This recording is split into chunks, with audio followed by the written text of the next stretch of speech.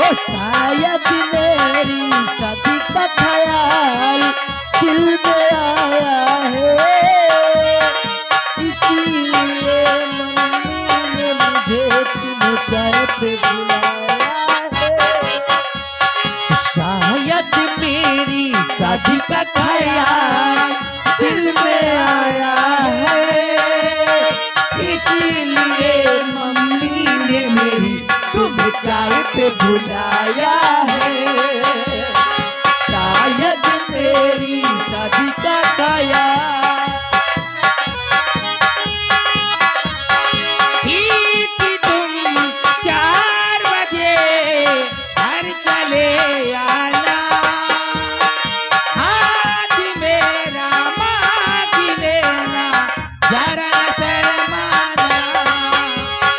ठीक तुम 4 बजे घर चले आना, हाथ मेरा मांग लेना, जरा न शर्माना। हे नहीं नहीं बाबा माफ कर देना, इन्हीं अदाओं पर तो हाय अपना दिल आया है, इसीलिए मम्मी ने मेरी तुम्हें चाय पे बुलाया है। शादी का ख्याल दिल में आया है, इसीलिए मम्मी ने मेरी तुम्हें चाय पे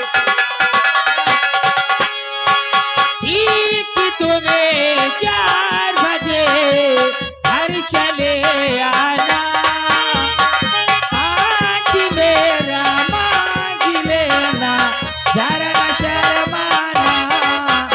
ओ नहीं नहीं बाबा माफ कर देना, इन्हीं अदाओं पर तो हाय अपना दिल आया है, इसीलिए मम्मी ने मेरी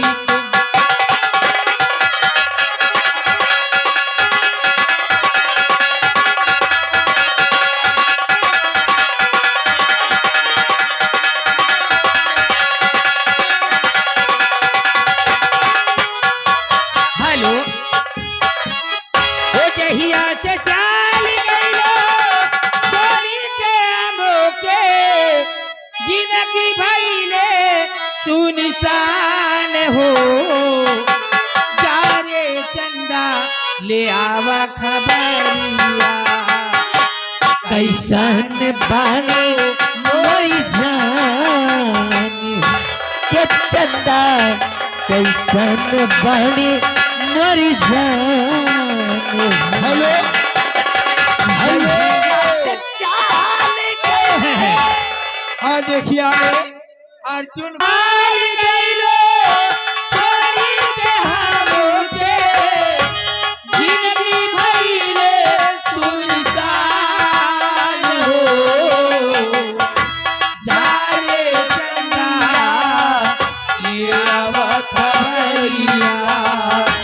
कैसन बारो बोल जान हो, ए चंदा कैसन बारी बोल जान हो। ओ साथ कोरवा में हम रहत रहले, क्षण भर जुदाइया सहत रहले। हल्ले हार दिया रतिया, वही है बहुते परेशान हो, जाए चंदा ले आवा खबरिया। कैसन बड़े मर जान हो।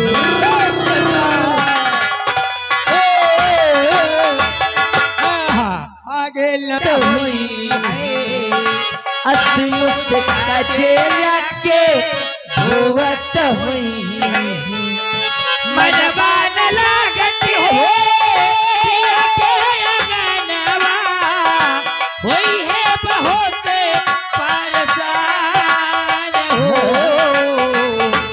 जा रे चंदा ले आवा खबरिया।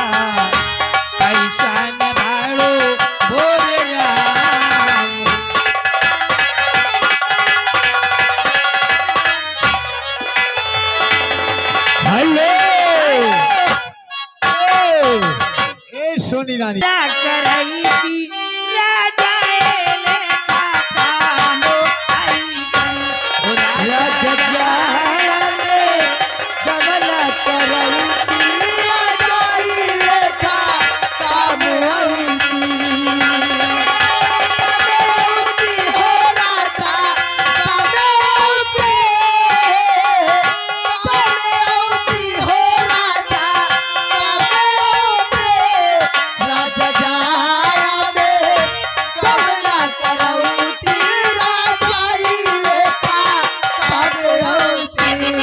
राजा जाया में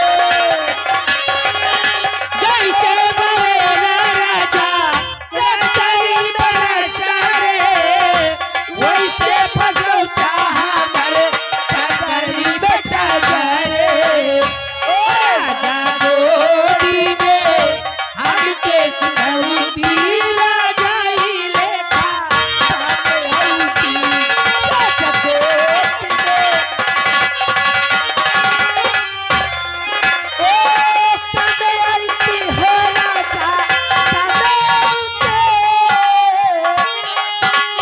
हेलो हेलो हेलो पहले ही कुछ बिछुआ